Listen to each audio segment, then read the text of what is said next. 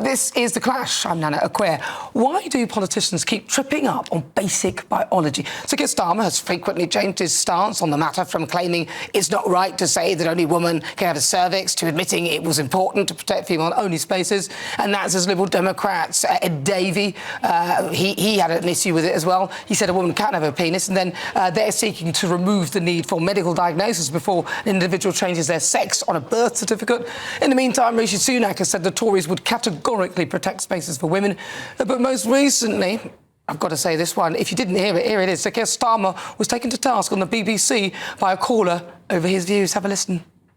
Jane, I am listening, and I've long championed women's spaces, biological women's spaces. And Jane, it goes back many years. Before I was a politician, I was the Director of Public Prosecutions between 2008 and 2013. No, I don't care about all of that. What I care about is you saying that you're going to allow men to identify as women, making GRCs easier, and then they can come into women's spaces.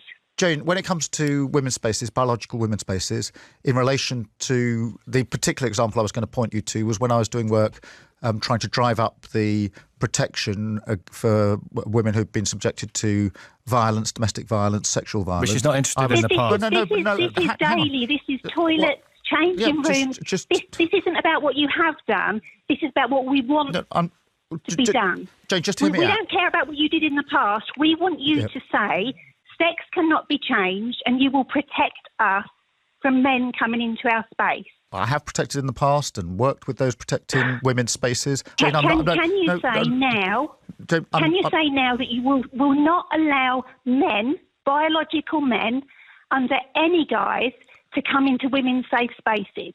We will, of course, protect... Can you say that? Because we shouldn't have to be kind to these very few men. You need to think about 51% of the population who are sick of the absolute twaddle that comes out of your mouth when we ask these questions. Yeah, Jane... I can't help myself. Listen, it's not just him. Many others appear to be confused at it. I mean, come on, David Lammy said that you can make a cervix. I mean, seriously. And we talked about Ed Davey. He's previously said that women can have a penis. So a woman can have a penis? Well, quite clearly. Really? Joanna, Lee, what are your thoughts? Joanna, come on. Well, look, surely you can't support this nonsense. A woman... somebody identifying as a woman, technically, can. If you believe in gender identity, then yes, he should have, specified that it's not just, saying woman specifically in terms of thinking about that as biology. But it is biology. OK, if it's not biology, what is gender a woman? Identity. No, hold on. If it's not a biological reality, what is a woman? It depends. If you see a woman... What is a woman? Well, somebody who, in this day and age, and if we're going to be, inclusive of the trans community, and you believe in gender identity, then it's about somebody who can identify legally as a woman. But what is that? What is that, though? Like, what makes you a woman? If it's not biological reality, what would you describe a woman as? Somebody who was transitioned... Someone who was transitioned or somebody who was born as a woman. So both. Yeah, but what is that, though? See, I can say, biologically, a woman has a vagina. I can say a woman has a cervix. Most women, unless there's something wrong with the woman, most of us have a cervix. They can go through menopause. We have periods, and we can give birth. I can easily biologically say to you what a woman is. You cannot. Well, I think, personally, where I draw the line, and I get where you're coming from now with your question, where I draw the line, if somebody has actually transitioned physically in terms of had some sort of surgery and become a woman and then can actually legally identify as a woman. Not just somebody who puts on a wig and says that, I am now a woman. And the reason why I say that is because of cases like Isla Bryson in Scotland, where, you're charged with 2 counts of rape in 2019, and then by 2020, you've got to pick... But your initial definition was somebody who has a gender certificate. Isla Bryson could have easily, and I don't know whether he did or didn't, but could have easily got one of these, especially in Scotland, where they're making it easier. So someone like him would have been seen as a woman. That's where I draw the line, and that's what I don't agree with. But I do think that once you've transitioned, but you can't check somebody's. You can't check. No, but once you've transitioned your genitalia and you've become a woman, then I think that's where it gets Lee Harris. A woman is an adult human female. Yeah. And I just can't... It frustrates... And I do think about this a lot. I'm the only man in the house. I have a 8-year-old daughter and a wife. No. And I do think about this a lot, and I worry about my daughter's future when this just can't be discussed like grown-ups. I think I'm watching children whenever I see this being debated, especially, well, or not debated, as in the case of listening to people like Keir Starmer, who just obfuscates about everything. He can't answer the question. I think it's absolutely infuriating. Why can't they just state? And I don't want to directly have a poppy because I know what you're saying. No, go on. I do genuinely understand what you're saying. So you're saying that we should be respectful and kind. I don't think that's not the point, though. Yeah, I don't think anybody is saying that they're going to be, just because we're not, a man cannot become a woman and a woman cannot become a man. But if a man wants to be called Tracy and dresses like a woman, I've got absolutely no problem with that. But they should not be able to have access to women-only spaces. In the previous life, I used to do a bit of recruitment.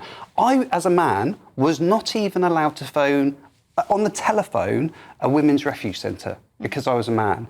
And those are the sort of situations, and you mentioned Isla Bryson as well, those are the sort of situations where actually we do need to have a proper, serious, not debate. I don't think a debate even needs to happen. We just need to be sensible about it. And realistic. No, but I've got to go for the news, but I will come back to this. We will come back to it when we return. Now, I've got to come back to Joanna Jarju because she wanted to make... We were talking about the whole trans debate. Where were you on it? Yeah, you know what? I'll be completely honest. I kind of stumble over my words when I'm talking about it because it's such a sensitive topic and I never want to kind of offend anyone. And I am pro people, deciding their gender identity and transitioning and being treated with respect.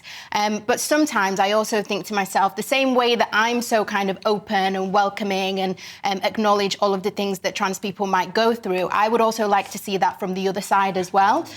So obviously... What do you mean by that? You'd like to see trans people more understanding of where we, as women... Yeah, understanding of where women, especially if you're a trans woman and you identify as a woman, then surely, you would understand that just in the same way that, a trans woman might feel unsafe in a male space because they're trans, and obviously we've seen that trans hate crimes have gone up by 11%, so it is a thing, but then at the same time also acknowledge the fact that women could be at risk. And can I just say, to clarify, it's not that women are at risk of genuine trans women in their spaces, it's the fact that when you open up these spaces, sometimes what can happen is that actual men who are predators then pretend to be legitimate trans women. Well, of course. So I actually think that a solution for this would be to have, some sort of legislation where they have their own separate, like a gender-neutral toilet that's But I think we've all... I mean, that seems pretty obvious to me, and I don't get why there's a sort of forcing on the, we'll just, we can all be the same. But we're not.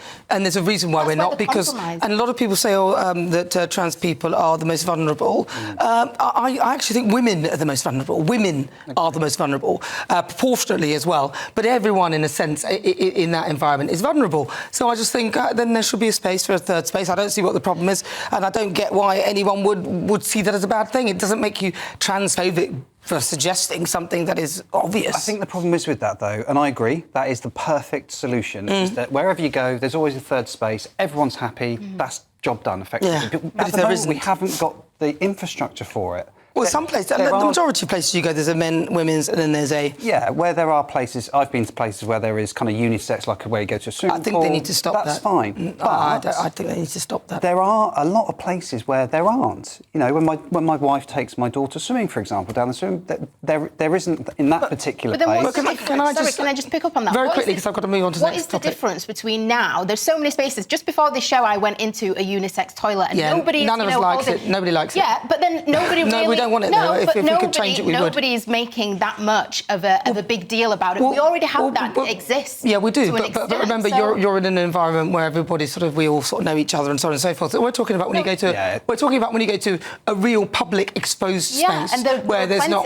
Where there's unisex toilet. It already exists. And actually, they're changing that. I think they're changing that now. I don't really like that. I agree. But a lot of times as well, in those spaces, they are single cubicles that you shut the door in and it's just you. Yeah. So in that space, I don't so much mind that. But if it is one where you're in a place where there's lots of, there's an open thing and it's just... I don't think it works, and I think that I would love it for them to change it. I think it's been being... there is a new law now that says it has to have male, female and a separate space. But I think all developers should be doing that. But